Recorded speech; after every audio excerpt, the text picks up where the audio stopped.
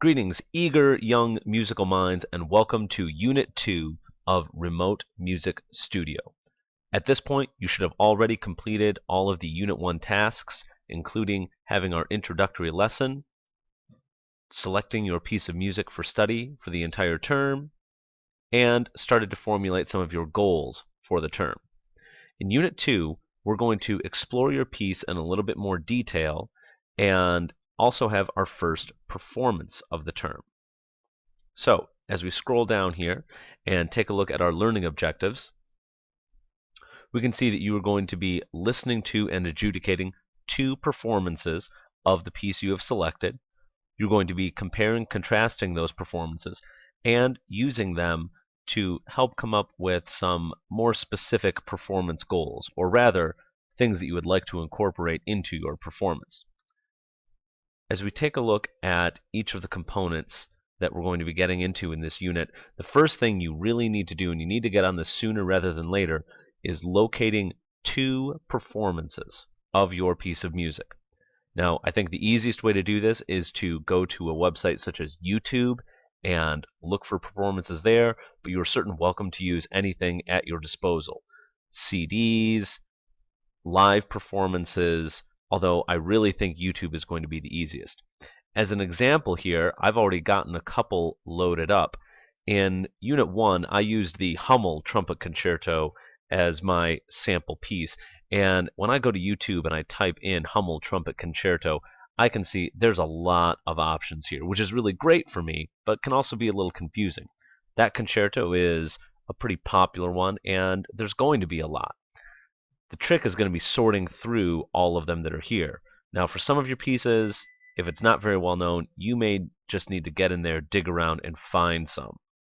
For this one, the first one that pops up is a recording by Wynton Marsalis, who I happen to know is one of the best trumpet players on the planet Earth today. So that would be a great recording to use as one to adjudicate. Just for contrast, another one that I might consider using is this high school student performance. This is a high school student's performance at Solon Ensemble. I can see here in the video it's from 2015, so it's fairly recent. It's definitely going to be different than the Marsalis performance. And that could be a good or a bad thing, but I tend to side on having more contrast is going to be better than having less. But don't be afraid to get in there and dig through and see what you can find that might be helpful to you. So, locate those performances, do that early. Moving on, step 2, once you've located those performances, you're going to use the MSBOA Solo and Ensemble adjudication sheet to critique those performances. Now, that adjudication sheet can be located right down here at the bottom. By downloading the complete Unit 2 documents, you will get the adjudication sheet along with any other necessary rubrics. And we'll get to that form in just a little bit. But you're going to be filling out one separate adjudication sheet for each performance. So you're not just turning in one adjudication form for the whole thing. Each performance is going to have its own adjudication sheet. Step 3, once you've adjudicated the performances, you are going to write a paper comparing and contrasting them. Now, the rubric for that, again, is included in the complete Unit 2 documents, so you can take a look at that and see what's required there, but you can also see a short list here of things you should include. Do give that a look. Definitely, when in doubt, use more detail. Finally, for this week's unit of instruction, you're going to use that paper, you're going to use those adjudicated performances to come up with a practice plan. This could be an extension of what you did in Unit 1 as far as creating goals for the rest of the term, or this could be a separate document that is very specific to your performance. Either could be acceptable here. As always, you will be posting in the discussion forum as well. We have 2 questions that you're going to be answering this week. Both of these questions can be answered before you finish writing your paper. So don't necessarily wait until the end of the week to answer these questions. You can get these answered very early in the week if you would like. Rubrics are included to assess your work, so you can give those a look again to see exactly what is required.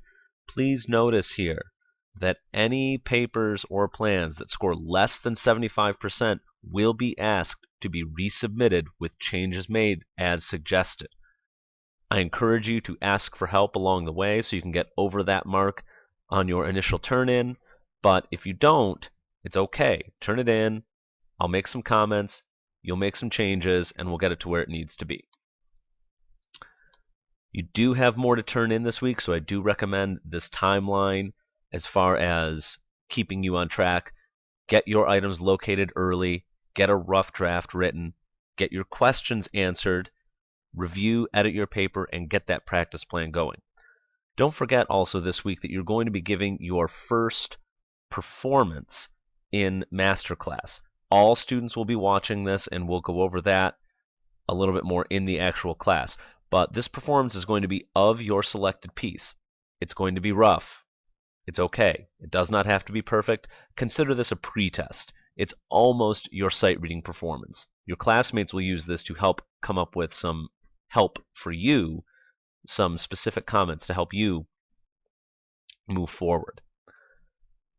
And of course, as an extension opportunity, if you would like to, go ahead and have one of your classmates adjudicate your performance. You can have them be as specific as you'd like them to be. Now, going to the rubrics real quick.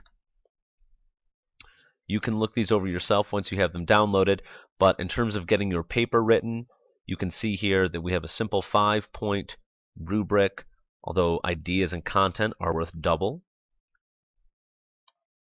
You'll be graded on the ideas and content, your paper organization, and your writing conventions.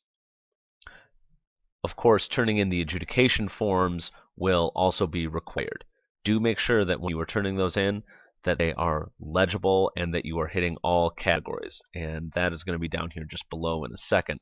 Your practice plan rubric is going to be a little more basic, but again, more detail, always going to be better here.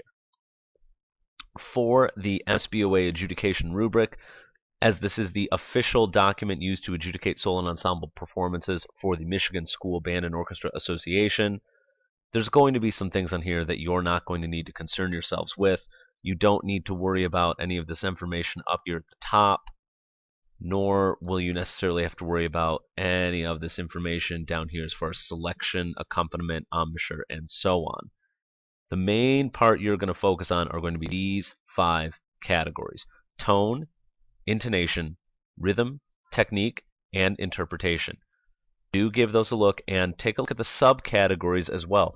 Make sure you're providing a certain number of comments for each category every time you adjudicate a performance.